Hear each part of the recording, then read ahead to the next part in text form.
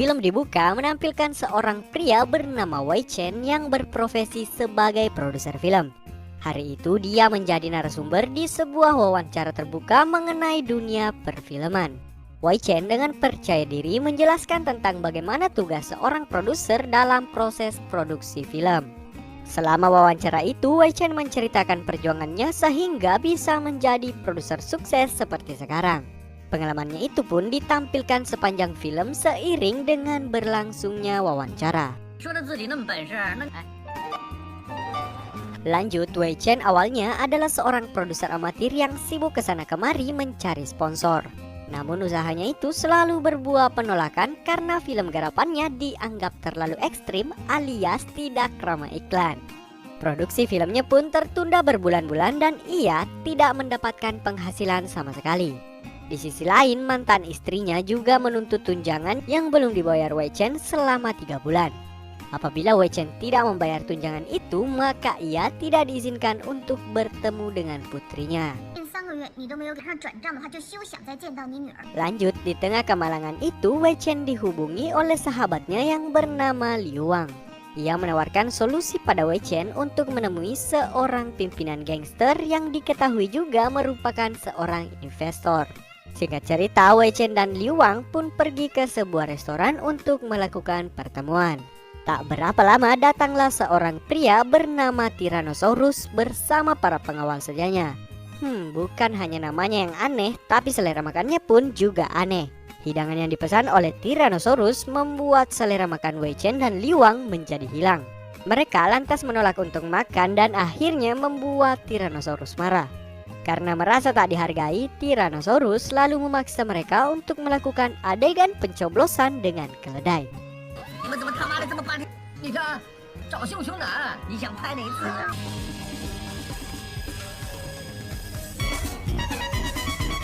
Setelah adegan mengerikan itu, mereka pun lanjut membahas soal bisnis.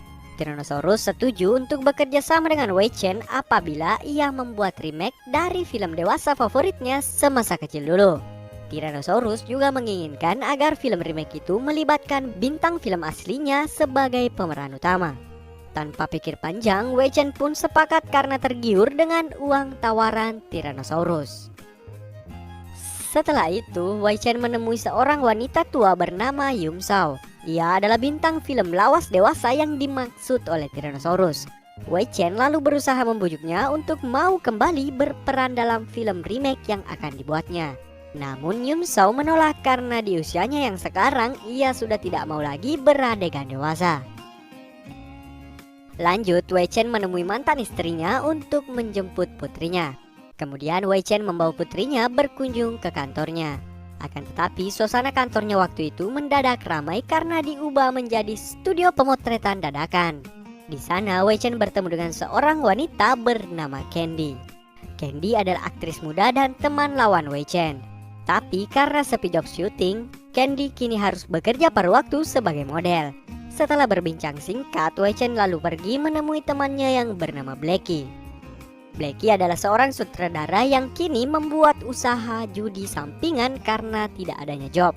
Chen lalu mengajaknya untuk ikut dalam proyek film yang dibuatnya.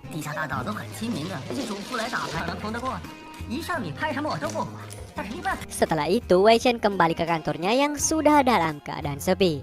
Tapi Candy ternyata masih ada di sana karena tinggal untuk menjaga putrinya. Sebagai ucapan terima kasih, Wei Chen mengajak Candy untuk makan malam. Bahkan Wei Chen juga mengizinkan untuk Candy tinggal sementara waktu di rumahnya. Nampak keduanya sangat akrab meskipun dulu Wei Chen pernah menipu Candy saat ia masih menjadi aktris pendatang baru. Kemudian adegan flashback memperlihatkan pertemuan Wei Chen dan Candy setengah tahun lalu. Waktu itu Candy memberikan servis karaoke pada Wei Chen karena dijanjikan peran di sebuah film besar. Meski pernah ditipu, Candy tidak dendam pada Wei Chen karena ia mengerti bahwa memang seperti itulah cara kerja industri film modern.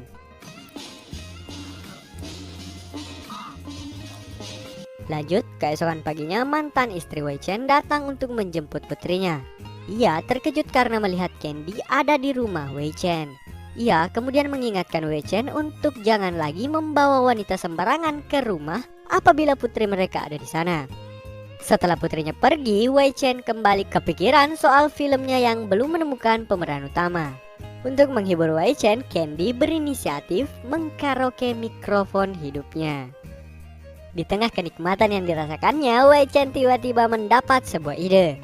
Wei Chen kemudian kembali menemui Yum Shou untuk membujuknya sekali lagi. Kali ini Wei Chen menjelaskan kalau adegan dewasa nantinya akan dilakukan oleh pemeran pengganti. Tapi meski begitu, wajah Yum Shou lah yang akan ditempel pada badan si pemeran pengganti. Yum Shou pun setuju dengan ide Wei Chen itu. Wei Chen juga berhasil menyewa seorang aktor film dewasa asal Jepang. Bahkan ia juga berhasil meyakinkan sebuah brand karet pengaman untuk memasang iklan di filmnya.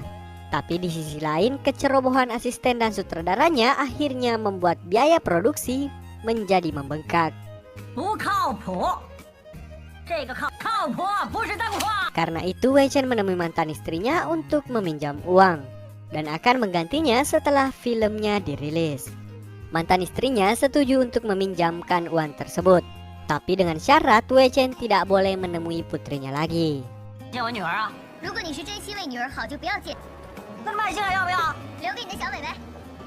Singkat cerita, proses syuting pun dimulai. Candy berterima kasih pada Wei Chen karena telah menepati janjinya meskipun peran yang ia berikan hanya sebagai pemeran pengganti. Selama beberapa hari proses syuting berjalan lancar. Hingga suatu ketika si pemeran utama pria protes pada Wei Chen karena mengira akan ada adegan ledakan yang melibatkan dirinya. Tanpa sengaja ia mendorong Wei Chen dan kepalanya membentur troli besi. Kemudian Wei Chen tersadar dan sudah berada di rumah sakit.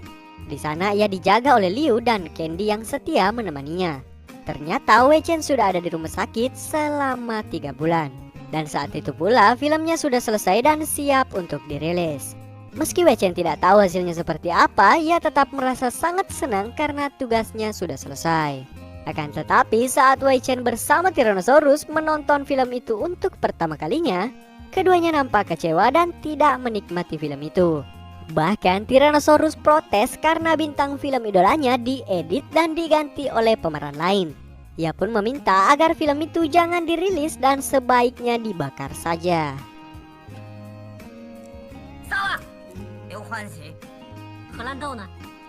Sampai di akhir film memperlihatkan wawancara Wei Chen yang masih berlangsung. Ia pun jujur pada semua penonton bahwa film terakhir yang dibuatnya itu sudah hilang dan tak ada yang pernah mau untuk menontonnya. Dan film pun selesai.